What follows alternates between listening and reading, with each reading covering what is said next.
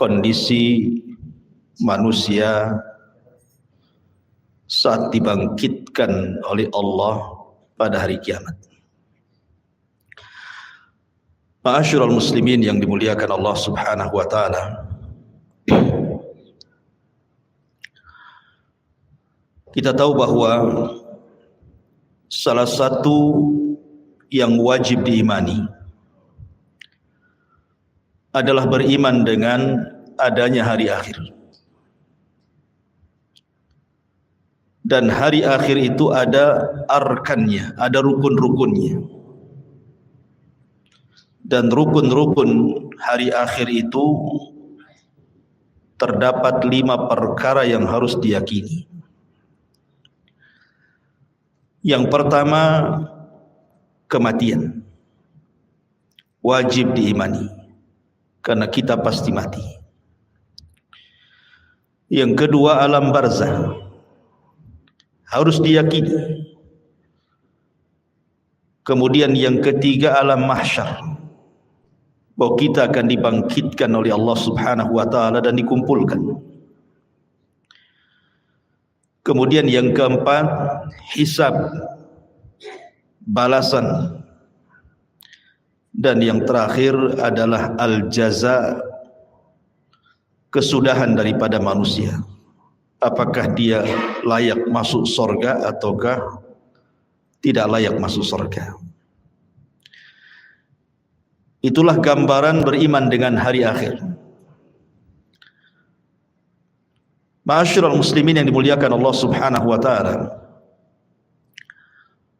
Kita tahu bahwa ketika diutusnya Nabi sallallahu alaihi wasallam menjadi nabi dan rasul,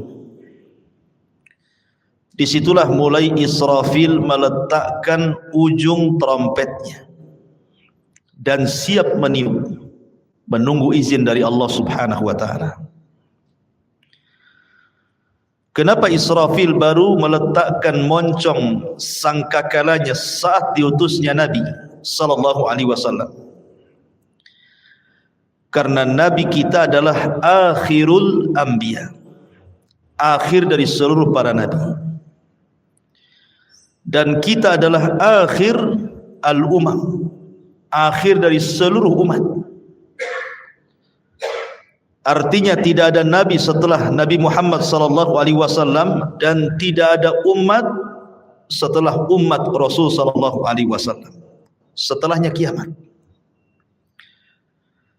Makanya Nabi sallallahu alaihi wasallam ketika suatu hari tidak nyenyak tidur, tidak enak makan, merenung, sahabat heran dan bertanya. Maka Nabi sallallahu alaihi wasallam menjawab, bagaimana mungkin aku bisa nikmat hidup, nikmat tidur, nikmat makan, nikmat minum dan begitu seterusnya. Faqad iltaqama sahibul qarni qarnan. Sementara malaikat Israfil, pemilik sangkakala itu, siap meniupkan trompetnya. Kapan diizinkan Allah, maka dia akan tiupkan itu. Tetapi keadilan Allah Subhanahu wa taala, setiap perkara itu ada muqaddimahnya. Allah Subhanahu wa taala tidak langsung mengkiamatkan alam semesta ini, tapi ada muqaddimahnya yang disebut dengan alamat kiamat kubra. Ada alamat-alamat kiamat besar. Tentu sebelumnya ada alamat-alamat kiamat kecil. Tapi mendekati kiamat ini yang muncul tanda-tanda alamat besar, dan itu jumlahnya 10 tanda. Kalau terjadi 10 tanda ini, maka habislah alam semesta. Secara ringkas, yang pertama munculnya Dajjal. Kemudian yang kedua, turunnya Isa ibn Maryam. Kemudian yang ketiga, munculnya Ya'juj wa Ma'juj. Ini 3 alamat pertama. Kemudian 3 alamat pertengahan, munculnya dukhan, Maksudnya dukhon itu asap yang tebal, yang sangat hitam pekat yang ada di langit. Kemudian setelahnya munculnya matahari dari arah barat. Kemudian setelahnya munculnya binatang dari perut bumi yang disebut dengan dabatun minal ar. Binatang melata bisa bicara, yang menstempel mukmin dan kafir. Ini 3 alamat pertengahan. Maka alamat yang terakhir 3 gempa. Gempa dari arah barat, gempa dari arah timur, dan gempa di Jazirah Arab, dan ditutup dengan api yang menggiring manusia dari Aden Yaman, dikumpulkan di Syam. Disitulah kiamat dibangkitkan. Inilah 10 tanda kiamat besar. Orang-orang yang beriman tidak akan merasakan tentang adanya kiamat besar, karena orang-orang yang beriman itu sebelum Israfil meniupkan sangkakalanya sudah diwafatkan oleh Allah Subhanahu wa ta'ala dengan cara dikirim angin yang sangat-sangat dingin, kemudian menerpa setiap ketiak orang yang beriman walaupun punya iman sebiji zarah, maka akan wafat dengan angin itu. Sehingga tidak ada yang hidup kala itu kecuali orang yang paling jahat, yang paling buruk, yang paling kafir, yang paling syirik kepada Allah Subhanahu wa ta'ala. Nabi SAW bersabda, la taqumus sa'ah illa ala syiraril khalqi. Tidak akan tegak hari kiamat kecuali tegak kepada manusia yang paling buruk yang ada di permukaan bumi. Ma'asyiral muslimin yang dimuliakan Allah Subhanahu wa ta'ala, ketika Allah Subhanahu wa ta'ala izinkan Israfil untuk meniupkan sangkakalanya, maka apa yang terjadi? Al-qari'atu mal qari'ah. Wa ma adraka mal qari'ah? Yauma yakunun nasu kal farashil mabthus. Al-qari'ah itu adalah suara yang keluar dari trompet moncong sangkakala yang ditiup Israfil. Itulah al-qari'ah, diambil dari al-qara, suara yang bisa memecahkan gendang-gendang manusia, dan suara yang bisa mewafatkan semua manusia yang hidup kali itu. Maka sekali tiupan, dan itu menunjukkan kemurkaan Allah Subhanahu wa ta'ala, karena tidaklah mungkin Allah menghancur-hancurkan alam semesta kecuali karena kemurkaannya. Maka kiamat itu karena kemurkaan Allah Subhanahu wa ta'ala. Maka disitulah kita lihat dalam ayat-ayat Al-Quran, di mana wa idzan nujumun tasyarat, bintang dijatuh-jatuhkan. Wa idzal biharu fujirat, kemudian lautan ditumpah-tumpahkan airnya. Kemudian wa idza zulzilatil ardu zilzalaha, kemudian bumi digempa-gempakan. Ma'asyiral muslimin yang dimuliakan Allah Azza wa Jalla, Anda bisa bayangkan ketika terjadi tsunami Aceh, itu hanya sebagian kecil laut yang ngamuk gitu ya, yang marah karena kemarahan Allah Subhanahu wa ta'ala. Dalam hitungan menit bisa menghancurkan bangunan dan melenyapkan banyak nyawa. Itu baru sebagian kecil laut. Ketika terjadi gempa di Jogja, dalam hitungan menit bangunan-bangunan roboh menimpa manusia, bangunan hancur, jiwa-jiwa melayang, dan begitu seterusnya. Begitu juga peristiwa gempa di Lombok, dan saya saksikan sendiri karena saya ke sana. Satu kabupaten rata dengan tanah. Ma'asyiral muslimin yang dimuliakan Allah Azza wa Jalla, ini bagian kecil dari bumi. Bagaimana karena Allah Subhanahu wa ta'ala mengatakan idza zulzilatil ardu zilzalaha. Allah Subhanahu wa ta'ala mengidhafahkan zilzal kepada ha, zilzalaha. Allah tidak katakan zilzalan, Kalau zilzalan artinya sekali gempa, boleh jadi di sini gempa, di situ tidak gempa.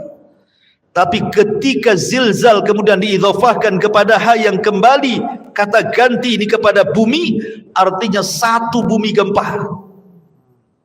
Kalau sudah satu bumi gempa, mau lari kemana? Kalau gempa di Batam bisa lari ke Tanjung Pinang. Gempa di Tanjung Pinang bisa lari ke Medan, kan gitu. Tapi kalau di Medan gempa, Tanjung Pinang gempa, Batam gempa, semua daerah gempa, lah mau lari kemana? Maka saat itu tidak ada yang bisa lari, karena di mana-mana gempa. Ma'asyiral muslimin yang muliakan Allah Subhanahu wa taala, sampai pada waktunya Allah Subhanahu wa taala mewafatkan semua manusia, semua jin, bahkan semua malaikat.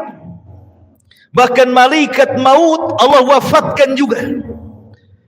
Ketika malaikat maut ditanya, man baki, siapa yang tersisa dari malaikat yang hidup? Kata malaikat maut, tidak ada kecuali abdukal fakir, hambamu yang fakir ini. Maka Allah mengatakan, mut, mati kamu. Sampai malaikat pencabut nyawa pun mati. Ketika itulah Allah Subhanahu wa taala menggulung langit dan mengepal bumi. Dan Allah Subhanahu wa taala berfirman, limanil mulkul yaum, limanil mulkul yaum. Kalian tahu sekarang siapa yang berkuasa? Kalian tahu sekarang siapa yang berkuasa?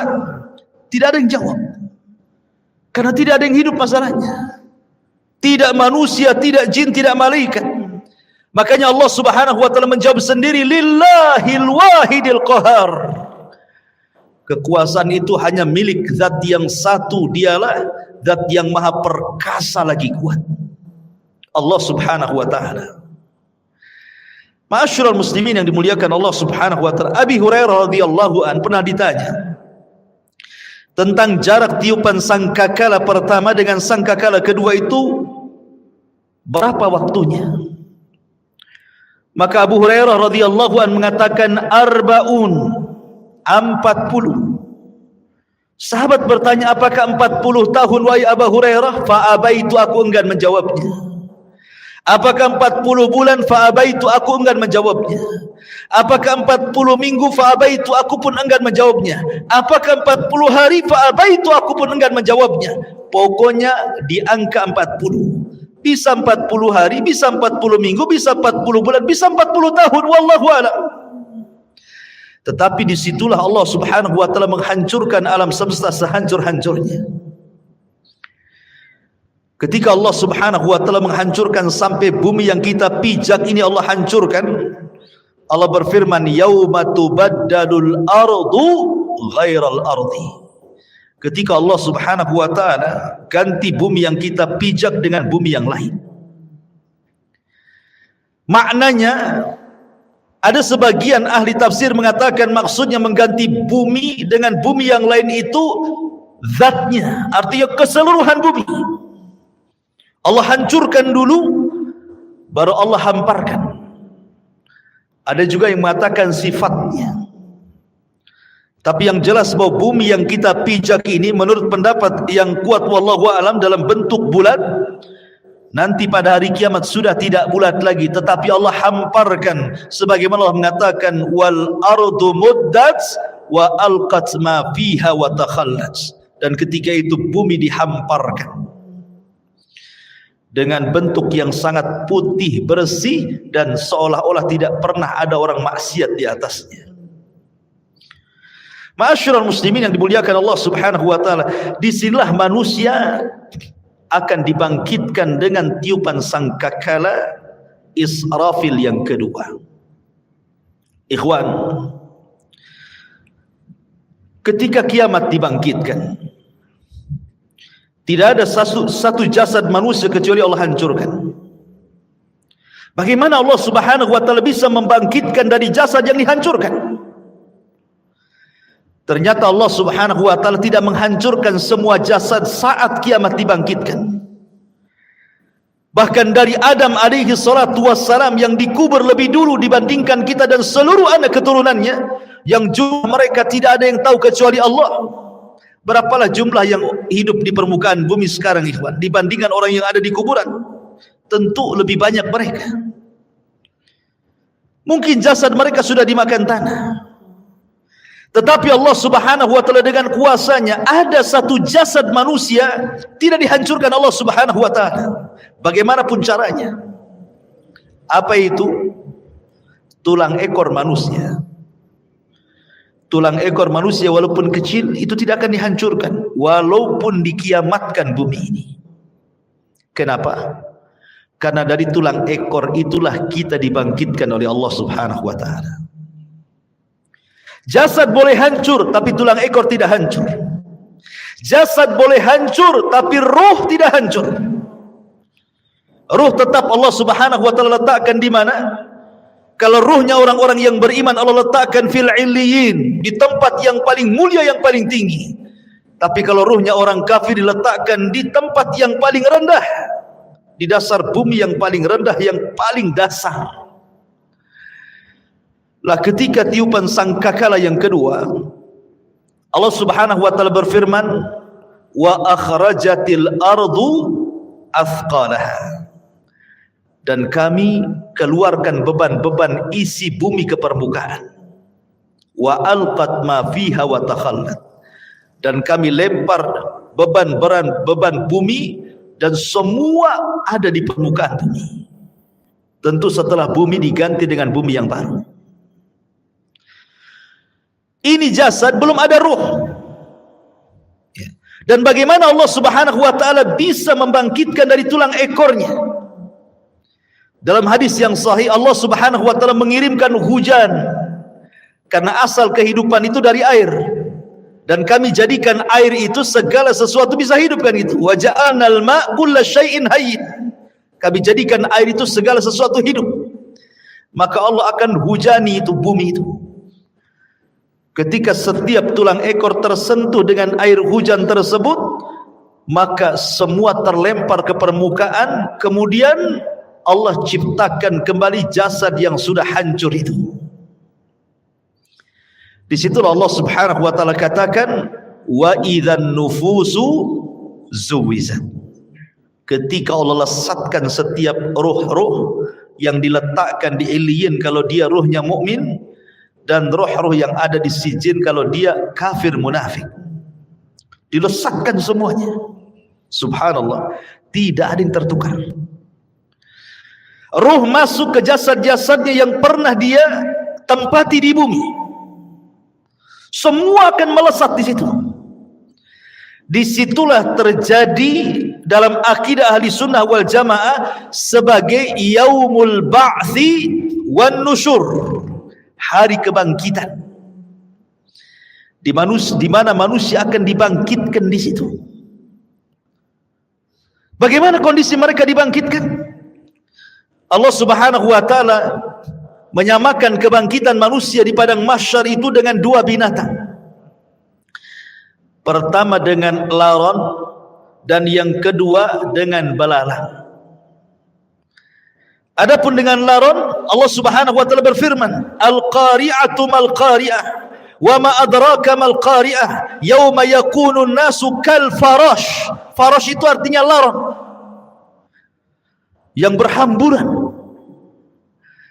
Tetapi dalam ayat yang lain Allah mengatakan kal jaradil muntashir, seperti belalang-belalang yang berterbangan.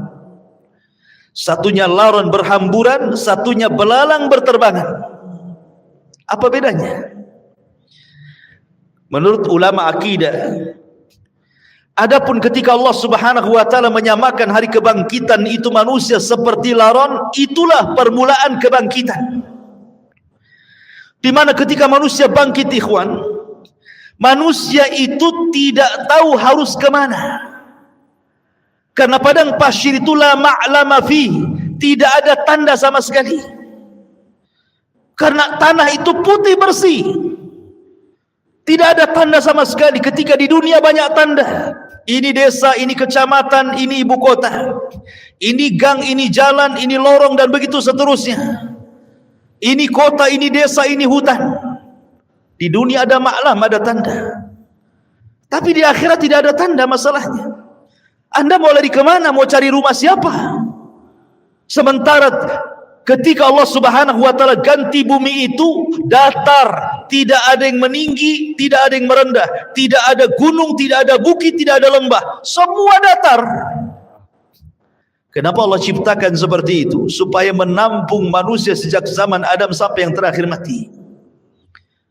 Kalau sekarang bumi dalam bentuk sekarang dibangkitkan sejak Adam sampai sekarang, mungkin bumi tidak akan cukup.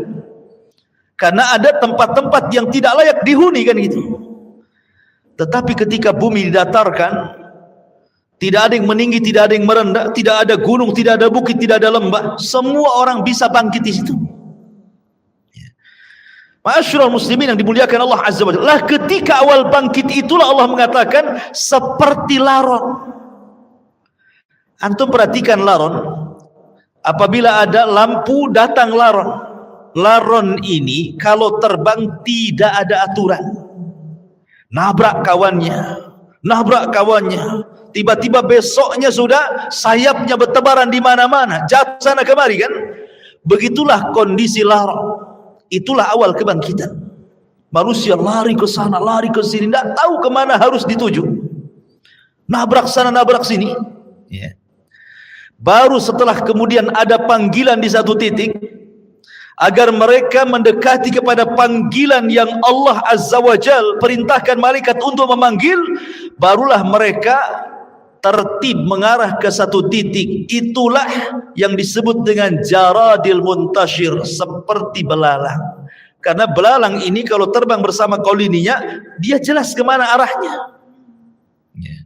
Makanya Allah Subhanahu wa ta'ala menyebutkan dengan dua binatang, belalang dan laron.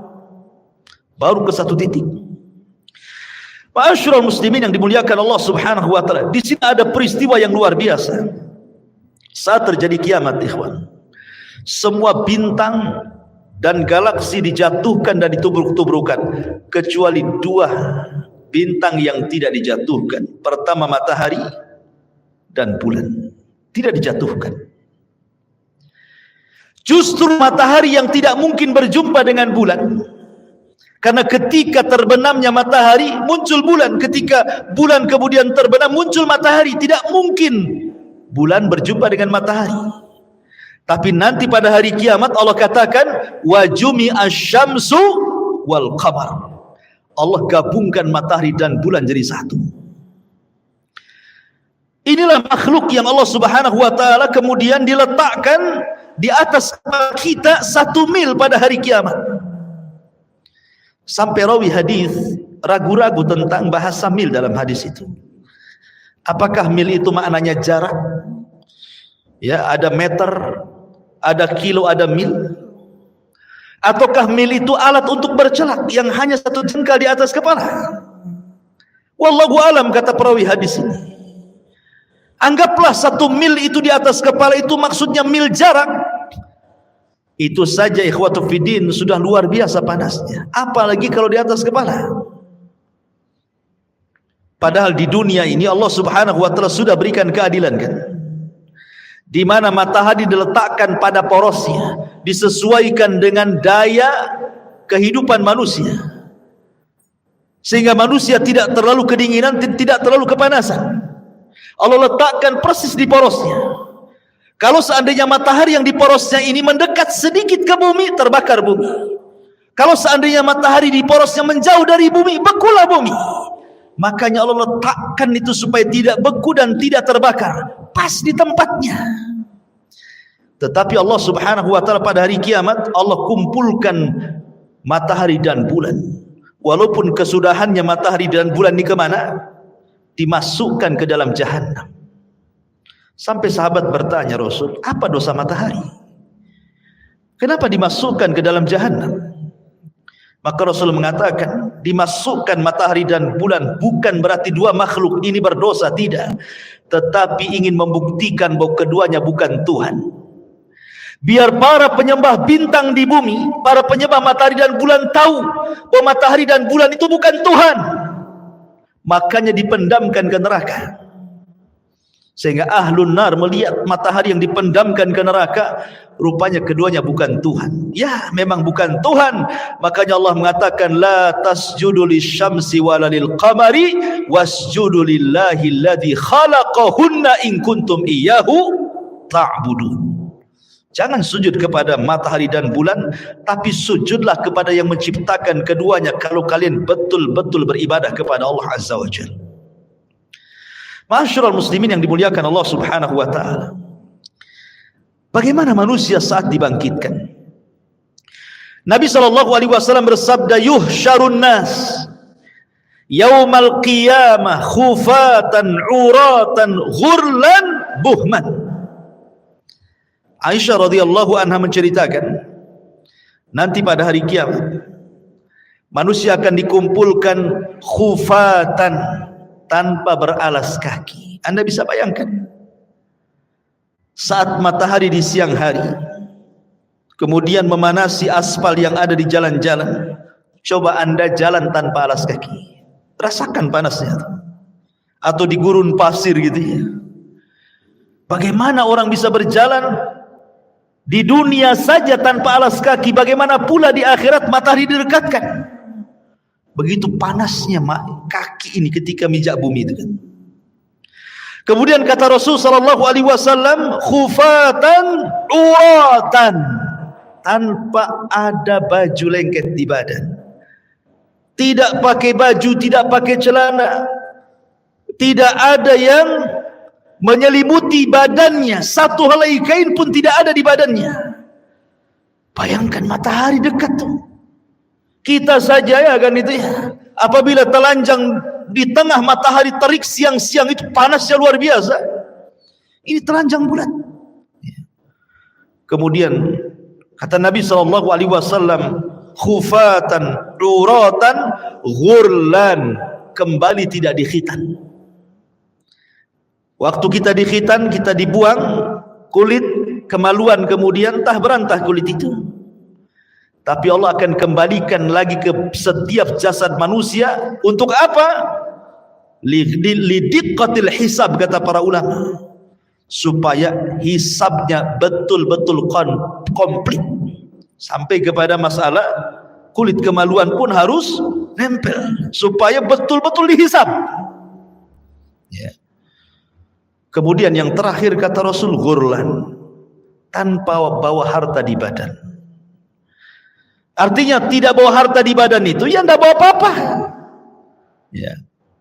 Kalau di bumi ini antum pamannya safar bawa dompet gitu kan masih tenang lah tuh ya.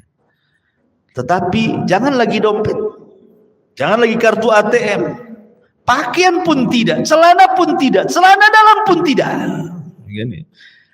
Lalu apa yang dibanggakan pada hari kiamat ikhwan? Itu menunjukkan bahwa Allahu aghniya wa nahnul fuqara. Allah itulah zat yang kaya, kita ini fakir ya.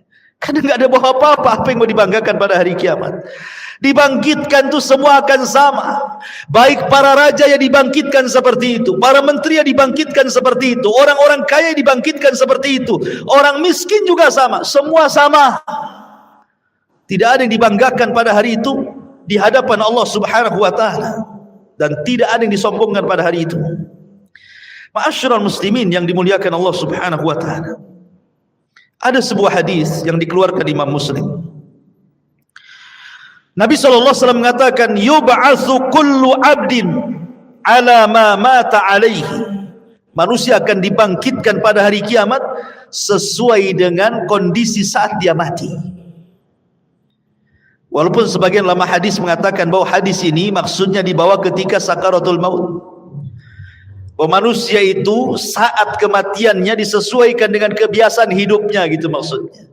Kalau kebiasaan hidupnya dia baik, insya Allah akan diwafatkan dengan cara husnul khatimah. Kalau kebiasaan hidupnya jahat, bisa saja dia diwafatkan dalam su'ul khatimah. Tapi ada juga yang mengatakan dari kalangan muhadditsin bahwa hadis ini berbicara tentang kebangkitan. Manusia itu akan dibangkitkan sebagaimana saat dia mati. Makanya Nabi SAW, kenapa ketika orang-orang yang haji itu, yang masih menggunakan kain ihram, kemudian qadarullah meninggal, kata Nabi sallallahu alaihi wasallam suruh dikafani dengan ihramnya kan, karena dia akan bangkit pada hari kiamat dan dia akan menggunakan pakaian itu sambil mengucap labbaik Allahumma labbaik. Kemudian ketika Nabi sallallahu alaihi wasallam menguburkan para syuhada, mereka tidak dimandikan, tidak dikafankan, tidak disolatkan, langsung dimasukkan ke dalam liang lahat dengan pakaian mereka yang masih berlumuran darah, karena mereka akan dibangkitkan seperti itu dan darah-darah mereka menjadi saksi syuhada mereka. Dan saat dikubur, maka malaikat mungkar dan nakir tidak akan bertanya soal siapa Tuhanmu, siapa nabimu, apa agamamu. Kenapa? Karena kata Nabi SAW, kafa, cukuplah bibariqatis suyuf, kilatan-kilatan pedang saat jihad, fitnah bagi dia, sehingga tidak ada fitnah kubur lagi. Ma'asyiral muslimin yang dimuliakan Allah Azza wa Jalla, bahkan pada hari kiamat Abu Sa'id Al-Khudri radhiyallahu anhu mengatakan, nanti pada hari kiamat ada orang-orang yang diseret dengan wajahnya. Subhanallah, kita di bumi berjalan dengan kedua kaki, tapi nanti saat dibangkitkan ada manusia-manusia berjalan kakinya di atas, kemudian wajahnya diseret, wajahnya di bawah, jalan dengan kepalanya. Sahabat bertanya, ya Rasulullah, wahai Rasul, kok ada orang yang seperti itu? Maksudnya kok bisa, bukankah di dunia dia berjalan dengan kakinya? Maka Nabi mengatakan, alaysa alladhi amshahu ala rijlaihi fid dunya qadiran ala an yamshiyahu ala wajhihi yaumal qiyamah. Kata Nabi SAW, bukankah ketika di bumi dia bisa berjalan dengan kedua kakinya? Siapa yang menjadikan dia bisa berjalan seperti itu? Allah. Maka sebagaimana Allah mampu menjalankan manusia di bumi dengan kedua kakinya, maka Allah pun mampu menjalankan dengan wajahnya pada hari kiamat. Dan mereka orang-orang kafir. Bahkan subhanallah, al-jaza min jinsil amal, ikhwan, balasan itu sesuai dengan amalannya. Ada manusia saat dibangkitkan itu kecil ya. Di tengah manusia yang besar-besar, dia dibangkitkan seperti semut, sehingga dia harus terseok-seok menghindari langkah kaki orang yang lari ke sana kemari. Lihatlah semut kecil kan. Kalau seandainya kita melihat semut kecil kemudian kita jalan, terkadang ada semut yang kita injak. Jadi ada ketika dibangkitkan itu, manusia dibangkitkan seperti seekor semut kecil sekali.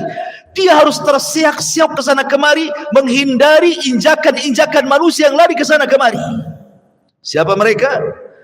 Mereka al-mutakabbirun, orang-orang yang sombong. Sebagaimana Nabi SAW bersabda tentang mereka, bahwa orang-orang yang sombong akan diciptakan seperti biji zarah pada hari kiamat. Mereka terseok-seok karena menghindari injakan kaki manusia yang besar itu. Kenapa Allah buat dia kecil? Karena ketika di dunia dia merasa besar, ya kan, orang sombong itu kan merasa besar ya. Maka Allah buat kecil pada hari kiamat. Ada juga ma'asyiral muslimin yang dimuliakan Allah Azza wa Jalla, ketika dia bangkit, dia kemudian terseok-seok kayak orang mabok, tidak tahu harus kemana. Dan mereka adalah para pemakan riba. La yakumuna illa kama yakumul ladzi yatakhabbathu syaitanu minal mas. Pemakan riba itu nanti bangkit pada hari kiamat seperti orang yang kesurupan, yang dimasuki setan ke dalamnya, oyong ke sana kemari. Ada juga, kata Nabi SAW, orang yang dibangkitkan itu buta, padahal di dunia dia melihat, sehingga dia kemudian mengatakan, Rabbi lima hasyartani a'ma wa qad kuntu basira. Rabb, kenapa kau bangkitkan aku dalam kondisi buta? Dulu di dunia aku melihat. Maka Allah Subhanahu wa taala mengatakan, ya, karena engkau ketika di dunia melupakan ayat-ayatku, sekarang kulupakan kau buat buta, kata Allah Subhanahu wa taala. Jadi macam-macam orang dibangkitkan itu. Ada yang berteriak-teriak memanggil-manggil Allah Subhanahu wa taala, ya Rabb, ya Rabb. Tapi Allah tidak memandangnya sama sekali. Ada orang-orang yang tidak akan pernah dipandang pada hari kiamat. Bahkan tidak akan diberikan rahmat. Bahkan sudah disediakan azab yang pedih. Subhanallah. Kalau sampai kita tidak dipandang oleh Allah Subhanahu wa taala, berarti kita akan merasakan peritnya neraka jahanam. Siapa mereka? Kata Nabi sallallahu alaihi wasallam, "Salasatun la yukallimuhumullahu yaumal qiyamah, wa la yuzakkihim, wa la yanzuru ilaihim, wa lahum adzabun alim." 3 orang tidak akan diajak bicara pada hari kiamat.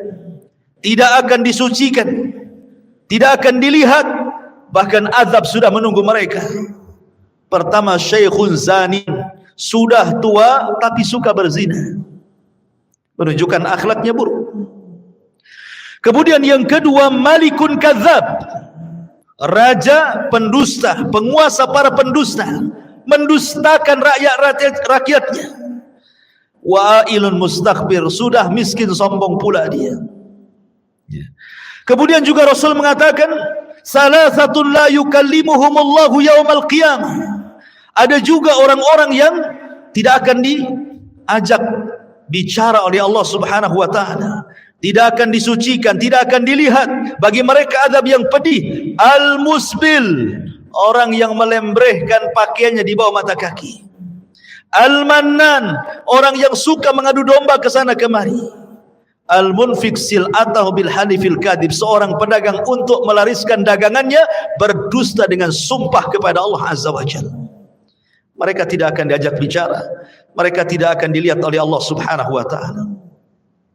Termasuk juga rajulun ata rajulan au imra'atun fi duburi, atau seseorang laki-laki yang melakukan homoseksual, tidak akan diajak bicara, tidak akan disucikan, tidak akan dilihat oleh Allah. Atau seorang laki-laki yang berhubungan lewat dubur istrinya, tidak akan diajak bicara, tidak akan disucikan, bahkan tidak akan dilihat oleh Allah Subhanahu wa taala. Termasuk juga imra'atun la tashkuru li zawjiha, istri yang tidak pernah bersyukur kepada suaminya. Istri yang tidak pernah bersyukur kepada suaminya. Apabila suaminya mendatangkan banyak kebaikan, hanya satu kesalahan, dia mengatakan engkau tidak pernah berbuat baik.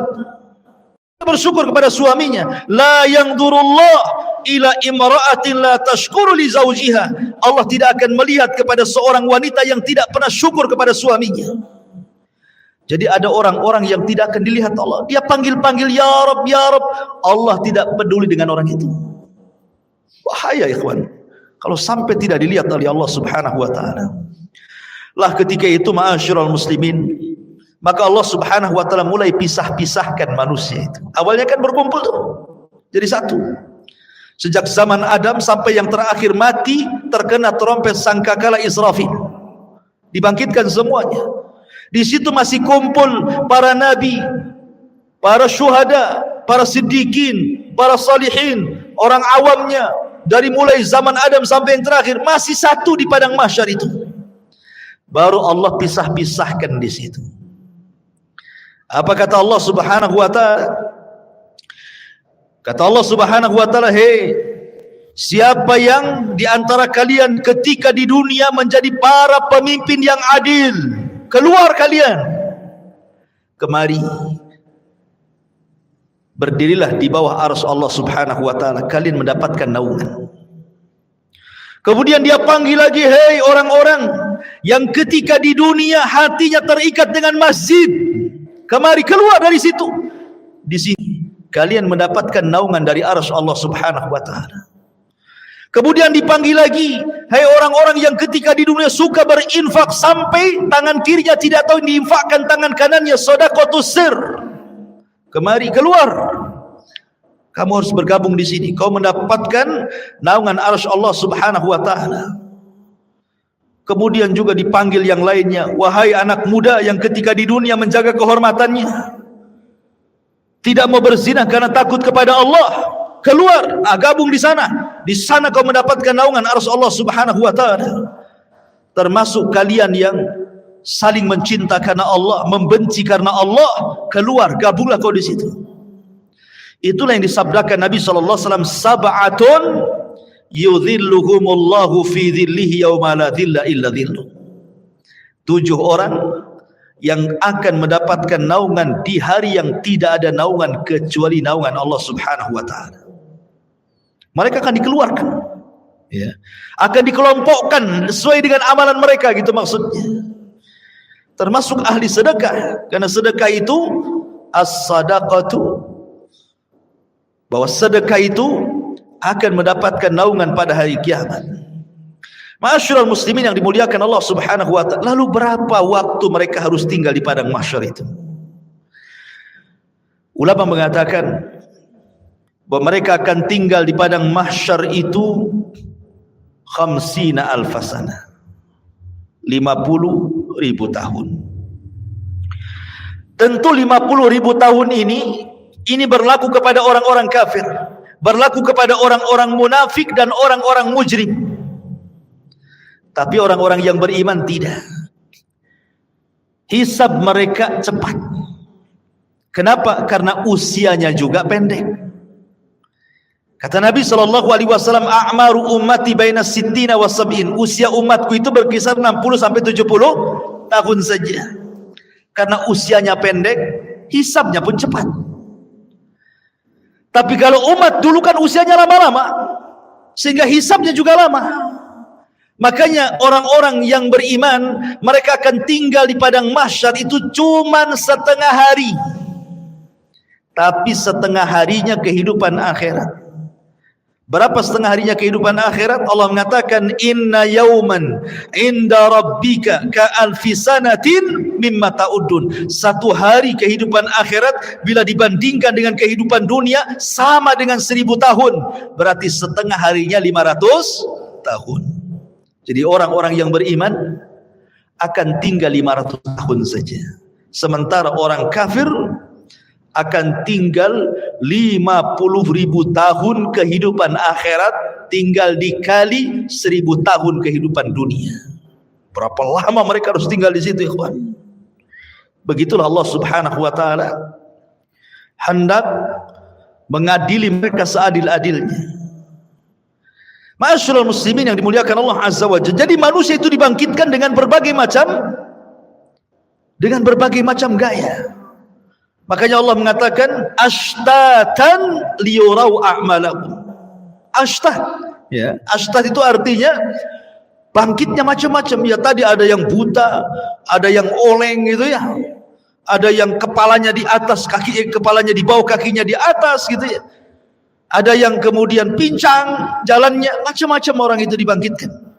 Kemudian habis itu dikelompok-kelompokkan, ahli sedekah dengan ahli sedekah, ahli Quran dengan ahli Quran, ahli solat dengan ahli solat, dan begitu seterusnya. Ma'asyiral muslimin yang dimuliakan Allah Azza wa Jalla, disinilah banyak peristiwa yang akan dilalui. Apa saja peristiwa setelah kematian itu?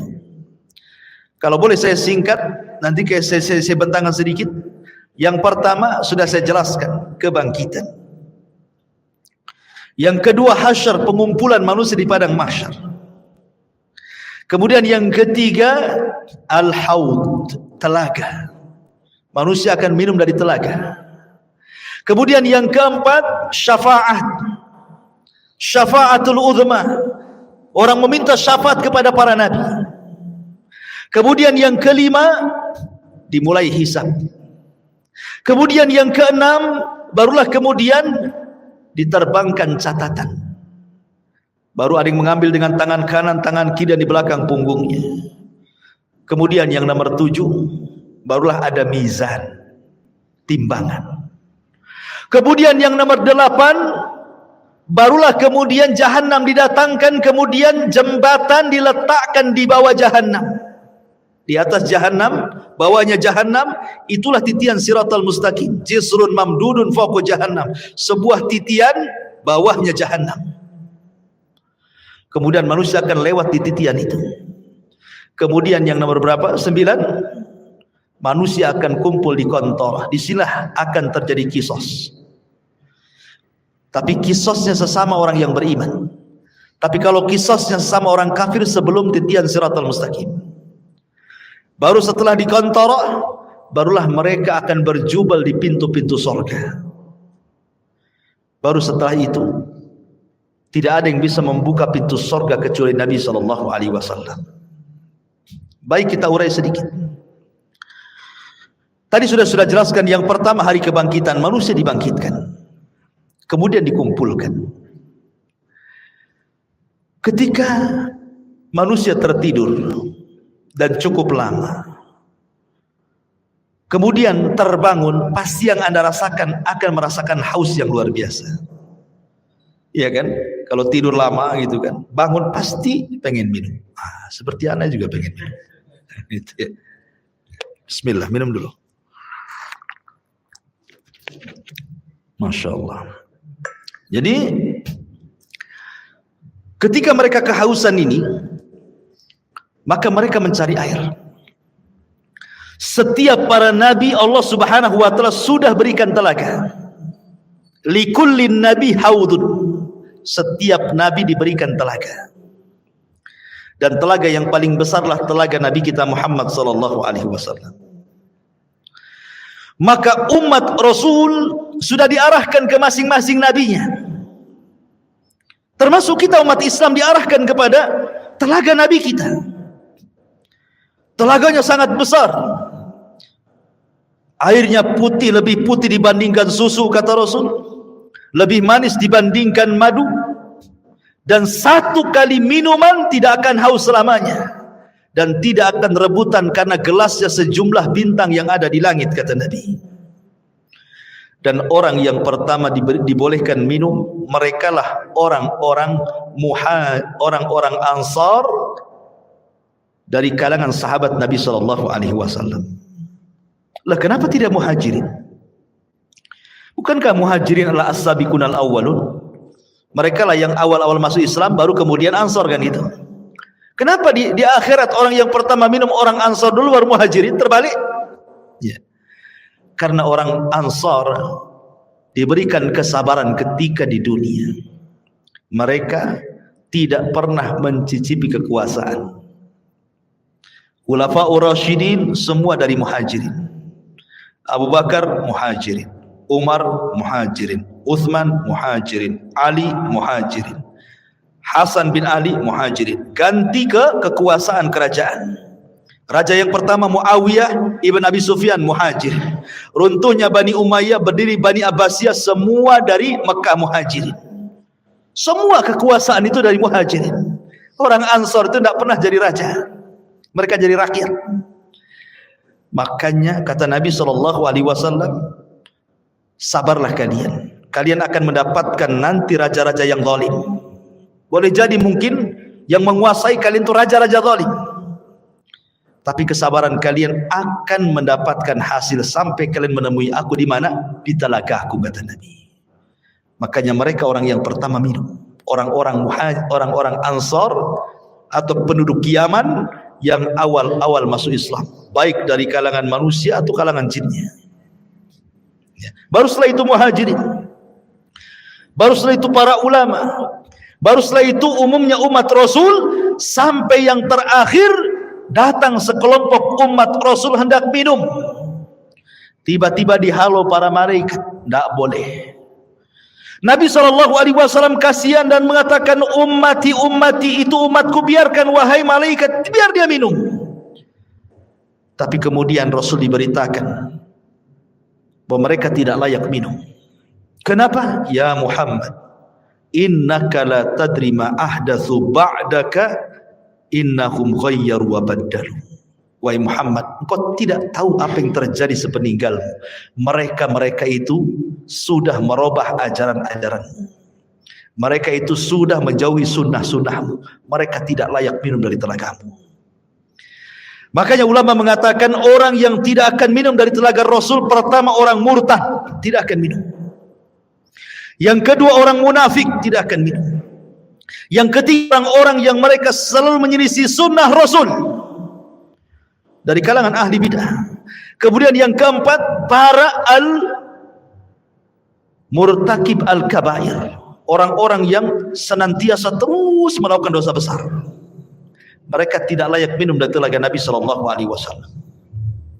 Padahal ikhwan, meminum dari telaga Rasul itulah yang menentukan nasib kita saat di padang mahsyar. Karena ketika matahari didekatkan, kita merasa haus. Sementara Rasul mengatakan siapa yang meminum satu teguk saja dia tidak akan haus selamanya, kan? Artinya bisa meringankan beban saat matahari didekatkan sebenarnya. Baru setelah kemudian mereka minum, ada yang minum, ada yang tidak, kemudian mereka berkumpul lagi di padang mahsyar, dibiarkan oleh Allah Subhanahu wa taala. Dengan matahari didekatkan, kemudian keringat dicucurkan, sampai-sampai keringatnya membanjiri, sampai kalau seandainya ada perahu dijalankan, perahu bisa jalan di keringatnya. Karena ada yang tenggelam selutut, ada yang tenggelam sepusat, ada yang tenggelam sedada, ada yang tenggelam telinga, ada yang tenggelam betul-betul dengan keringatnya, sesuai dengan amalannya. Ya, ma'asyiral muslimin, ini menakutkan karena kumpulnya mereka saja sudah menakutkan. Kenapa menakutkan? Karena ketika di kuburan saja mereka sudah takut. Kan kalau orang-orang yang beriman masuk kuburan itu dibentangkan surga, ya kan? Ketika dia sanggup menjawab pertanyaan malaikat, siapa Tuhanmu? Allah. Siapa Nabimu Muhammad? Apa agamamu? Islam. Allah akan mengatakan dari langit, an sadaqa abdi, hambaku telah benar. Kalau begitu, bentangkan pintu dari sorga, hantarkan makanan, hantarkan minuman, hantarkan pakaian, hembuskan angin dari sorga supaya wangi kuburannya, kan itu. Artinya dia bisa melihat sorga di kuburan. Tapi orang kafir, munafik dan ahli dosa, ketika dia tidak sanggup menjawab apa kata Allah, sempitkan kuburan sesempit-sempitnya, kan itu. Kemudian bentangkan neraka di hadapannya. Makanya ketika kemudian terjadi hari kiamat, mereka sudah melihat neraka saat di kuburan tuh. Makanya mereka sudah ketakutan luar biasa. Dari situlah akhirnya kemudian ketika Allah biarkan saja di padang mahsyar seperti itu, mulailah orang-orang berakal di antara mereka datang kepada Adam. Ya Adam, anta abul bashar, kau ini bapak manusia. Isfa' lana ila rabbik, mintalah syafaat kepada Rabbmu. Ala tara ila ma nahnu fi, tidakkah kau iba kepada kami, lihat kondisi kami. Tapi Adam mengatakan tidak bisa, karena aku sudah pernah melakukan maksiat sehingga Allah murka, dan kemurkaannya tidak pernah terjadi sebelum dan sesudahnya. Sebaiknya kau kenuh saja, datang kepadamu. Sama juga jawabannya. Kata Nuh, sebaiknya kau datang kepada Ibrahim. Sama pula jawabannya. Tidak bisa juga. Kata Ibrahim, sebaiknya kau datang kepada Nabi Musa. Musa pun sama. Bahkan kata Musa, sebaiknya datang kepada Isa. Jadi antara Adam, Nuh, Ibrahim, Musa, Isa, semua mengatakan nafsi, nafsi, urus diri kalian, katanya. Kata Isa bin Maryam, sebaiknya kalian datang kepada Muhammad sallallahu alaihi wasallam. Maka mereka datang kepada Rasulullah. Baru Nabi SAW tidak menolak permintaannya dan mengatakan ana laha, kan ku coba, kata Rasul. Maka Nabi SAW berangkat sendiri, kemudian mendekati arsy Allah, kemudian sujud di bawah arsy dengan sujud yang sangat lama. Kemudian Allah datang dan mengatakan irfa ra'saka ya Muhammad. Kata Allah Subhanahu wa taala, angkat kepalamu wahai Muhammad. Sal qul tusma, sal tu'ta, ishfa tushaffa. Katakan kau didengar, minta kau diberi, mintalah syafaat, ku beri kau syafaat, kata Allah. Ini yang disebut dengan syafaatul uzma, syafaat khusus yang hanya diberikan kepada Rasul kita, tidak diberikan kepada para nabi. Dan orang yang paling bahagia dengan syafaat Rasul, kata Abu Hurairah radhiyallahu an, dalam hadis Abu Hurairah, Nabi sallallahu alaihi wasallam bersabda, as'adun nas bi syafaati man qala la ilaha illallah. Orang yang paling bahagia dengan syafaatku, kata Rasul, adalah orang yang mengucapkan kalimat la ilaha illallah. Tentu bukan hanya lisan, artinya orang yang menegakkan tauhid, tidak melakukan kesyirikan. Yang sekarang lagi merebak para perdukunan itu syirik-syirik semua tuh. Ya, jangan percaya kepada mereka. Kalau harus percaya kepada dukun, percayalah ke dukun urut kan dia. Jelas-jelas ngurut dia kan. Nah, ada mantranya yang ngurut ya. Dukun bayi ya kan. Kalau dukun santet nggak usah percaya. Dukun ramal apalagi.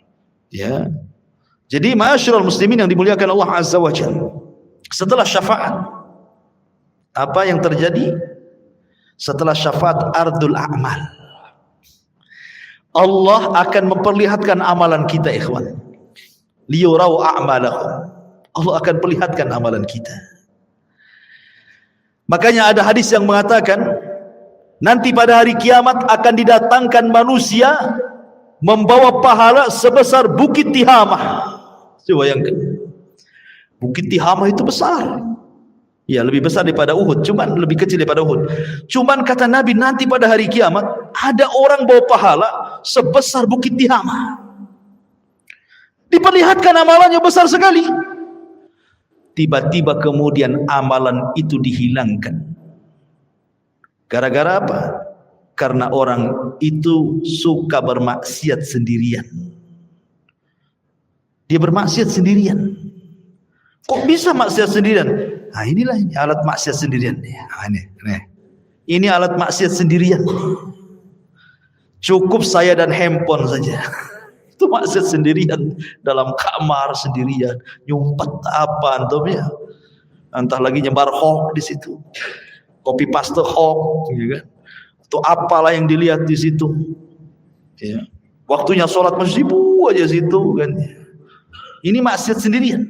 Nanti ada orang pada hari kiamat pahalanya sebesar gunung Tihamah. Rupanya setelah diperlihatkan itu saja, tiba-tiba dihilangkan. Kemudian ditanya kenapa dihilangkan? Itulah akibat maksiat sendiri, kesendirian tadi.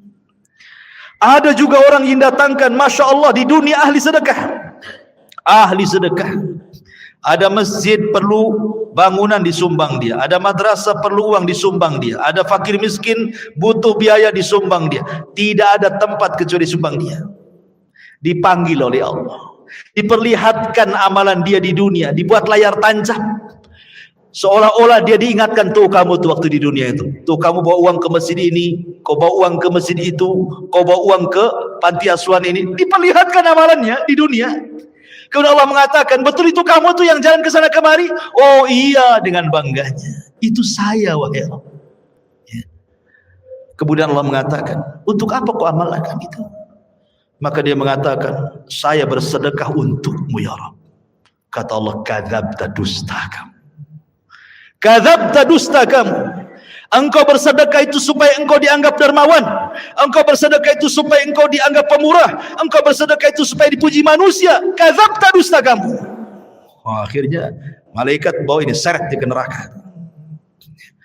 Didatangkan lagi para mujahidin. Kemudian diperlihatkan bagaimana saat jihad dia banyak membunuh musuh, akhirnya dia mati syahid. Diperlihatkan sama Allah itu, betul kamu itu? Oh iya, itu saya, wahai Rabb. Apa yang kau lakukan? Ustushhidu fik, aku mati syahid karenamu ya Rabb. Kata Allah, kadzabta, dusta. Itu bukan. Kau ini perang hanya supaya orang menganggap kau pahlawan saja, kau pemberani supaya dikenang orang. Tidak. Kadzabta, dusta kamu. Seret, masukkan dia ke neraka. Didatangkan lagi orang pakar Quran, alim bil Quran.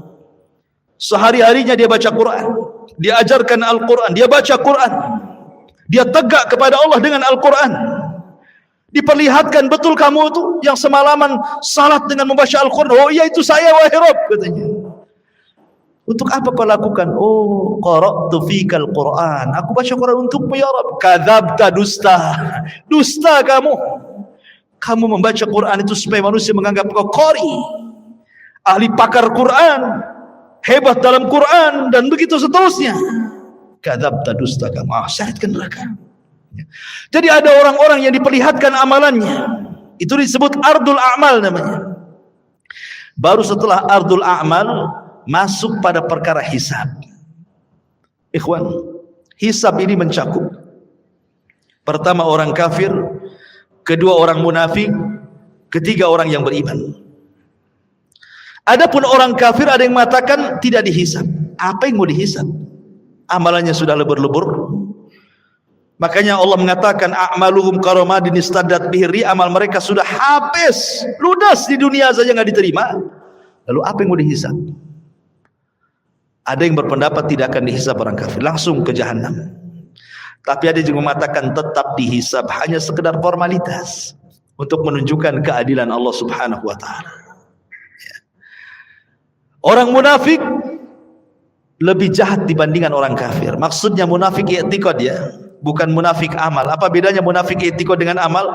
Kalau munafik i'tiqad itu zahirnya Islam, hatinya kafir. Jadi dia masuk Islam dengan badannya, keluar dari Islam dengan hatinya. Tapi kalau munafik amal ini masih muslim, dia hanya meniru sifat munafik. Kalau ngomong dusta, kalau janji khianat, itu munafik amal namanya. Beda ya. Dia tidak dikeluarkan dari Islam. Jadi munafik yang dikeluarkan dari Islam itu yang mendohirkan Islam, menyembunyikan kekufuran seperti orang-orang orientalis dan begitu seterusnya. Ya. Karena ada orang-orang misionaris yang ingin memurtadkan kaum muslimin, pura-pura masuk Islam.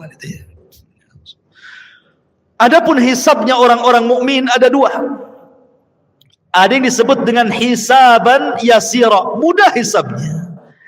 Ada yang disebut dengan hisaban asira, sulit hisabnya. Apa bedanya? Kata Nabi SAW, hisab yang mudah itu, orang ini akan ditanya oleh Allah Subhanahu wa taala semua apa yang dilakukan dia di dunia. Tetapi dia tidak diwajibkan untuk menjawab. Hanya mengiyahkan saja. Betul kamu zina? Iya. Betul kamu rampok? Iya. Betul kamu ini? Iya. Betul kamu itu? Iya. Betul kamu sholat? Iya. Betul kamu puasa? Ya, gitu saja. Ya. Habis itu Allah tutupi aibnya dan Allah ampuni dosanya. Itu hisab yasir, mudah. Tapi hisabnya ada yang sulit. Bagaimana caranya? Ketika dia tanya soal amalannya, dia bantah. Dia membantah Allah. Kamu juri? Enggak. Itu bantah namanya. Korupsi? Enggak. Jadi sehingga harus datangkan saksi. Kata Nabi SAW, manukisha udzib. Siapa yang ketika dihisab ada bantah-bantahan, maka akan diazab orang ini. Ya. Itulah yang disebut hisaban asir, hisab yang sulit. Kalau dia sampai bantah-bantahan, berarti dia mendapatkan hisab yang sulit. Tapi kalau tidak ada bantah-bantahan, dia hanya sekedar ikrar menetapkan apa yang ia lakukan saja, habis itu Allah tutup dan Allah ampuni, berarti dia mudah hisabnya. Ya. Itulah yang disebut dengan hisab mudah dan hisab sulit. Lah, setelah kemudian manusia dihisab, baru terjadi tatayurus suhuf. Suhuf diterbangkan. Disuruh kita mengambil catatan kita masing-masing. Orang-orang yang beriman dengan bangganya dia ngambil dengan tangan kanannya. Kemudian dia mengatakan kepada manusia, "Iqra kitabak," lihat bukuku. Baca katanya. Dia sudah tahu isinya apa. Tetapi orang-orang kafir, dia ambil dengan tangan kirinya dan dia mengatakan, "Duhai kiranya aku tidak pernah punya catatan seperti ini." Datang orang munafik, diambil lagi dari belakang punggung dengan tangan kirinya lagi. Ya. Baru setelah itu terjadi mizan, timbangan. Apa yang ditimbang? Badannya, amalannya, dan catatan yang dibawanya. Faman thaqulat mawazinu fahuwa fi isyatir radiyah. Kalau berat timbangan kebaikannya, dia akan mendapatkan kehidupan yang diridhoi oleh Allah. Faman khaffat mawazinu fa ummuhu hawiyah wa ma adraka ma hiya narun hamiyah. Tapi yang kemudian khaffat, ringan kebaikannya, berat pula keburukannya, maka dia masuk ke neraka hawiyah. Ya. Ma'asyiral muslimin yang dimuliakan Allah Subhanahu wa taala. Baru setelah proses mizan timbangan, baru kemudian Allah Subhanahu wa taala akan datangkan apa? Jahannam. Allah mengatakan waji'a bi jahannam. Pada hari itu akan didatangkan neraka Jahannam. Waji'a bi jahannam yauma idzin yatadzakkarul insan. Ketika Jahannam dihadirkan, barulah ingat manusia, kenapalah di dunia saya seperti ini, seperti itu. Kemudian malaikat akan datang bersaf-saf, wal malaku saffan saffa. Disitulah Allah Subhanahu wa ta'ala akan datang dan akan mengajak bicara satu persatu hamba-hambanya. Ada yang diajak bicara, ada yang tidak diajak bicara, sebagaimana sudah saya jelaskan tadi. Ya. Baru setelah itu titian dibentangkan, jisrun mamdudun fawqa jahannam. Jadi akan diletakkan semacam jisr. Jisr itu jembatan. Ya. Yang Nabi SAW katakan tentang masalah jembatan ini, kalau boleh saya ringkas, jembatan ini amat sangat licin. Jembatan ini menggelincirkan. Jembatan ini memiliki besi pengait yang sangat besar. Jembatan ini mudah terpeleset karena bukan lurus tetapi berbelok-belok dan bergerak. Jembatan ini lebih halus dibandingkan rambut, lebih tajam dibandingkan pedang. Ya, jembatan ini akan membelah telapak kaki manusia, sehingga tidak semua orang selamat dari titian ini. Lah ketika jembatan ini dibentangkan, kemudian Allah mengatakan wasiqal ladzina kafaru ila jahannama zumara. Allah langsung masukkan orang kafir, tidak pernah masuk titian orang kafir itu, langsung dimasukkan ke dalam Jahannam. Sehingga yang tersisa cuma dua, mukmin dan kafir. Lalu Allah berikan cahaya untuk modal melewati titian itu. Ada yang seperti kilat atau di ujung saja. Ada yang seperti kuda balap atau di ujung saja. Ada yang seperti pelari kencang atau di ujung saja. Ada yang jalan, ada yang merangkak, ada yang jatuh bangun, begitu seterusnya. Karena ada kalalib di situ, ada kait mengait, ya, yang ujungnya seperti duri dan akan menghantam siapa saja. Kemudian kalau sudah terlempar dari jisr itu, dari titian itu, maka akan sampai di dasar Jahannam itu setelah 70 tahun. Karena Rasul yang mengatakan, ketika ada suara dor gitu kan, Rasul mengatakan di hadapan para sahabat, tahu nggak kamu suara apa itu? Sahabat nggak tahu. Itulah batu yang dilempar dari atas titian setelah 70 tahun baru sampai sekarang dasarnya katanya. Nauzubillah. Ya. Ma'asyiral muslimin yang dimuliakan Allah Azza wa Jalla. Baru setelah kemudian mereka bisa menyeberangi titian, ada yang berhasil, ada yang tidak. Sampai di sini lelahnya? Tidak, masih lelah lagi. Ada namanya kontor. Kontor itu tempat kisos. Ingat, kontor itu hanya bagi orang yang beriman saja. Tapi kalau kisosnya antar orang kafir atau orang mukmin mendolimi orang kafir atau orang kafir mendolimi orang yang beriman, itu sebelum titian. Karena orang kafir tidak mungkin naik ke titian.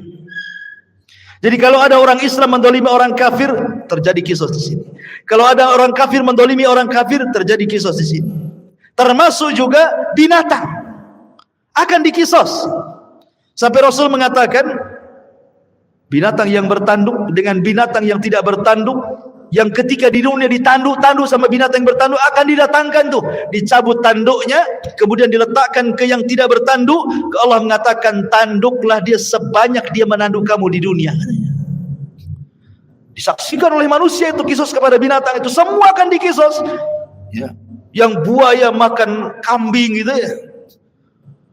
Kemudian harimau makan kancil, semua akan terjadi kisos. Tapi selesai kisos, selesai hisab, apa kata Allah? Kuni turaba, jadilah kalian tanah. Maka binatang-binatang itu semua jadi tanah. Orang-orang kafir menyaksikannya, tiba-tiba mereka mengatakan, ya laitani kuntu turaba. Duhai kiranya aku jadi tanah seperti binatang itu, kata. Mungkin tidak, mustahil.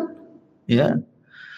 Lah ini kalau kisosnya di sebelum titian ini bagi orang-orang kafir, sementara kisosnya orang-orang yang beriman setelah titian.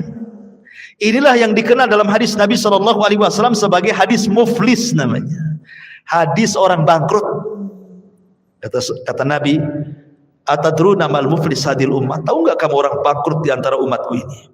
Sahabat ya polos saja, orang bangkrut ya orang gulung tikar, usahanya kolab, nggak punya dinar, nggak punya dirham. Oh, itulah orang bangkrut katanya. Kata Nabi, bukan. Orang bangkrut itulah orang yang datang dengan pahala salat, pahala puasa, pahala zakat, pahala-pahala lain-lainnya. Di satu waktu dia pernah mendolimi si fulan, mencaci maki, memukul si fulan, menumpahkan darah si fulan, mengambil harta si fulan, dan begitu seterusnya. Di sini terjadi antara barter pahala dan dosa. Jangan ke situ dulu kamu, sini. Dulu kau memukul saya. Mana pahalamu? Diambil pahalanya. Mau pergi lagi ke pintu surga, tunggu dulu. Dulu kamu mencaci maki saya. Sini pahalamu. Berangkat lagi, tunggu dulu. Dulu kau yang menginjak kaki saya. Tunggu dulu. Akhirnya banyak orang yang minta pahala dia, habis pula pahalanya. Ketika habis pahalanya, masih ada juga. Ingat gak? Dulu kau yang ambil uang saya. Sini pahalanya. Saya tak ada pahala. Tak apa kau tak ada pahala. Aku punya dosa. Nih dosaku ambil. Gitu kan? Datang lagi. Dulu kau pernah menzalimi saya. Mana pahalamu? Tidak punya. Nggak apa-apa. Nih dosaku ambil. Bayangkan coba. Makanya Rasul mengatakan orang ini disebut orang bangkrut. Kalau ibarat pedagang itu modal habis, hutang pula numpuk. Orang ini habis pahalanya diberikan orang, dosa pula ditanggung dia, itu maksudnya ya. Makanya disebut bangkrut orang ini. Kalau masih tersisa pahalanya, ada kesempatan masuk surga. Kalau tidak, dicemplungi lagi ke neraka. Di sini terjadi kisos, ikhwan, antar orang yang beriman. Bahkan yang mengeri adalah kisosnya pembunuhan. Karena awal yang pertama dihisab oleh Allah itu, kalau hak manusia adalah masalah darah, dan itu ketika proses hisab itu, yang pertama kali hak manusia adalah darah. Tapi kalau hak Allah salat, yang pertama dihisab kalau hak Allah adalah salat. Tapi kalau hak hamba masalah darah. Kata Abdullah ibn Abbas radhiyallahu anhu, orang-orang yang dibunuh itu akan membawa kepala, tangan kirinya diambil kepalanya. Jadi dia berjalan tanpa kepala. Walaupun ketika di dunia dibunuhnya bukan dipenggal kepalanya, mungkin diracun, mungkin dicekik, mungkin diapa gitu ya, mati. Tapi nanti pada hari kiamat orang-orang yang dibunuh tanpa kepala berjalan menghadap Allah, dan tangan kirinya membawa kepalanya sambil bercucuran darah di lehernya. Kemudian tangan kanannya membawa pembunuhnya dihadapkan kepada Allah. Kemudian dia mengatakan, "Ya Rabb, sal hadza lima qatalani." Ya Rabb, tanya orang ini, kenapa dia sampai membunuh? Tanya, karena pembunuhan itu kan sebagaimana sabda Rasul nanti di akhir zaman, al-qatil la yadri fi ma qatal wal maqtulu la yadri fi ma qutil. Orang yang membunuh bingung kenapa dia bisa membunuh, orang yang dibunuh lebih bingung lagi kenapa saya bisa dibunuh. Karena dalam Islam itu aturan bunuh-membunuh sudah ada, qisas, atau dia berzina dan sudah menikah, atau karena dia murtad, dijelaskan begitu ya. Tapi gara-gara rebutan parkir bunuh-bunuhan, gara-gara waris bunuh-bunuhan, gara-gara masalah sedikit utang piutang bunuh-bunuhan, ini akan terjadi kisos. Dan kisos ini akan diulang. Walaupun di dunia kisos ini berlaku, tetap akan diulang. Karena yang namanya kisos itu belum memuaskan sebuah keadilan. Walaupun sesuai dengan syariat Islam. Apalagi tidak sesuai dengan syariat Islam. Yang sesuai dengan syariat Islam saja tidak memenuhi keadilan. Contoh, si A membunuh si B, yang satu preman, yang si B ini orang soleh. Si B ini dia penopang keluarganya, yang satu ini preman. Dibunuhlah orang baik ini, kemudian datang ke mahkamah Islam, diponis kisos, dibunuh premannya, akhirnya sama-sama mati kan. Tapi bagi keluarga belum ada keadilan. Ini yang mati orang baik, ya. Ketika dia sudah meninggal, akhirnya terputuslah nafkah ke keluarganya. Ini yang preman dibunuh lagi, yang keluarganya aja nggak suka dia preman, nah, biarkan aja dia mati kan. Jadi belum memenuhi keadilan kan hati kita ini, maka di akhirat diulang lagi supaya memenuhi keadilan. Makanya ketika masuk surga kata Ibnu Utsaimin rahimahullahu taala, wa naza'na ma fi sudurihim min ghillin ikhwana, tidak ada lagi dendam, tidak ada lagi marah, ya, tidak ada lagi dendam kesumat, betul-betul dihilangkan dalam hatinya. Karena sudah ada kisah 2 kali kan, ingin menghilangkan dendam kesumatnya. Ketika masuk surga semua jadi satu hati, ya. Jadi terjadi kisah tuh, kembali ke kontora. Setelah kontora itulah adalah pintu-pintu surga. Disitulah manusia berjubel di pintu-pintu surga. Kata Rasul, sayati alaikum zaman kadidu minaz ziham, akan datang waktunya manusia berdesak-desakan di pintu surga. Tidak ada yang bisa membuka pintu surga. Sampai pun Adam tidak bisa membuka pintu surga kecuali Nabi kita Muhammad SAW. Ana awal man aftatihu babal jannah. Saya orang yang pertama kali membuka pintu surga. Ketika Rasul buka pintu surga, tiba-tiba ada wanita mau mendahului masuk ke dalam surga, ya. Ada perempuan lari mau mendahului Nabi masuk surga. Kata Rasul, tunggu dulu, siapa kamu? Maka wanita yang mengatakan, saya wanita yang merawat banyak anak yatim, ya. Dari sini kata para lihat bagaimana para pengkafil yatim berdua sama masuk ke dalam surga. Itulah yang dinamakan ana wa kafilul yatim fil jannati kahataini. Aku dan para perawat anak yatim itu seperti ini di surga, kata Nabi. Ya kan? Tetapi yang jelas bahwa di sini Rasul yang pertama kali masuk surga ya bukan wanita ini. Cuma dia mau bersama Nabi, mau mendahului Nabi, cuma di stop kan gitu ya. Bagaimanapun yang pertama membuka pintu surga Rasul, yang pertama masuk ke dalam surga pun Nabi sallallahu alaihi wasallam.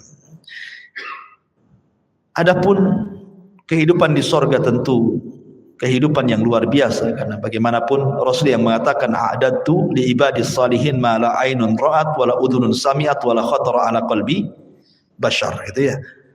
Aku siapkan di surga itu kenikmatan yang tidak pernah dilihat mata, didengar telinga, terlintas pun tidak. Subhanallah, ya. Ma'asyiral muslimin yang dimuliakan Allah Subhanahu wa taala. Lah, surga itu bertingkat-tingkat. Ada sebuah hadis ketika menjelaskan tentang keutamaan qari'ul Quran, para penghafal Quran atau para penggemar membaca Quran. Kata Nabi sallallahu alaihi wasallam, ini di surga nih.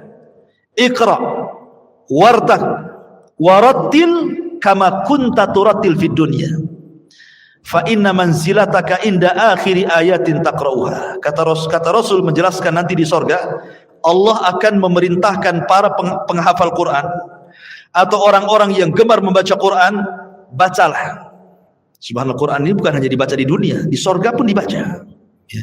Bacalah, naiklah. Karena nanti ahli surga itu akan diberikan rop-rop sayap di belakangnya untuk naik ke tingkatan-tingkatan di atas. Naiklah, terbanglah, ya. Dan pelankan bacaanmu, tartilkan bacaanmu. Sebagaimana kau di dunia mentartilkan bacaan Quran, di surga pun kau tartilkan. Nanti akhir kedudukanmu di surga sesuai dengan akhir ayat yang kau baca di dunia, kata Nabi. Kata Ibnu Taimiyah, Syekhul Islam Ibnu Taimiyah ketika memberikan catatan kepada hadis ini, bahwa tingkatan di surga itu sejumlah ayat dalam Al-Quran. Berapa ayat dalam Al-Quran itu? 6.500 kurang lebih. Itu jumlah ayat dalam Quran itu 6.500 kurang lebih. Artinya tingkatan di surga itu ya segitulah jumlahnya, 6.500 kurang lebih. Yang 100 tingkatan disediakan oleh Allah untuk para mujahidin fisabilillah, lebihnya sesuai dengan amalannya. Berarti di sini menunjukkan bahwa surga itu banyak, 650 lebih, 6.500 tingkatan lebih. Sementara satu surga itu luasnya selangit dan di sebumi, dan satu tingkatan ke tingkatan berikutnya itu perjalanan 500 tahun. Semakin tinggi surga, semakin indah tingkatannya. Karena surga itu sifatnya darajat, darajat tangga ke atas. Kalau neraka itu sifatnya darokat, tangga ke bawah makin jelek. Kalau surga ke atas makin baik, gitu maksudnya.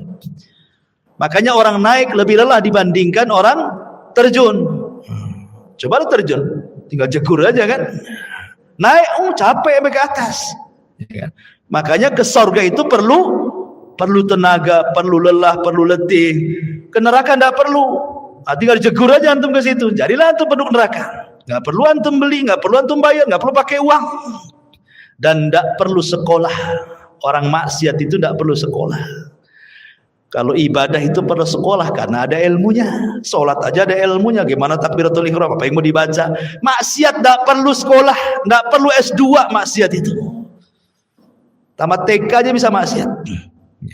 Makanya tidak lelah orang masuk neraka itu, tapi enak. Itulah makanya ikhwatu fiddin, kenapa sorga itu dibaluti dengan makari, hal-hal yang tidak suka, sementara neraka itu dibaluti oleh syahwat, hal-hal yang orang suka masuk ke situ. Ya. Lah sorga yang bertingkat-tingkat ini Allah Subhanahu wa ta'ala berikan kepada siapa? Orang-orang yang masuk ke dalam sorga sesuai dengan tingkatannya. Bahkan di sorga itu minimal satu orang itu mendapatkan 2 istana. Paling sedikit orang yang masuk surga itu dapat 2 istana. Dapat 2 istana. Kalau seandainya di dunia antum dapat 2 rumah di Sukajadi yang paling dalam, yang paling mewah itu, wah udah senang sekali. Tapi sayang rumah di Sukajadi nggak seberapa dibandingkan rumah di surga. Cuman karena nggak kelihatan, makanya malas untuk bangun rumah di surga. Maunya di dunia saja karena nampak gitu ya. Lah jadi paling sedikit orang masuk surga itu, setiap orang mukmin masuk surga minimalnya 2 istana Allah berikan. Kenapa? 1 istana solid milik dia, 1 istana itu milik orang kafir yang masuk neraka, diwariskan kepada orang yang beriman. Tilkumul jannah uristumuha, itulah surga yang diwariskan kepada kamu. Jadi minimalnya 2. Dan Allah mengatakan waliman khafa maqama rabbih jannatan. Bagi yang takut kepada Rabbnya maka dia Allah berikan 2 surga. Tapi kita bisa lebih daripada hanya 2 istana. Bahkan setiap hari antum bisa menambah istana itu dengan mudah. Kata Rasul, barang siapa yang membaca qul huwallahu ahad Allahus samad lam yalid walam yulad walam yakul lahu kufuwan ahad 10 kali dalam sehari semalam, banallahu lahu baitan fil jannah. Allah akan bangunkan antum istana di surga tanpa modal. Cukup baca qul hu 10 kali. Modal? Tidak. Modal ngomong saja. Kalau antum bangun rumah sak jelek-jelekan di kos-kosan, keluar uang pondasi, uang bata, uang batu, uang semen, uang spandek, uang keramik, macam-macam. Cukup kulhu 10 kali jadi itu istana di surga. Tapi baca kulhu aja malas. Ya kan? Karena nggak nampak masalahnya. Coba kalau seandainya saya kasih rumah antum, nggak usah di Sukajadi, tiban kampung 1.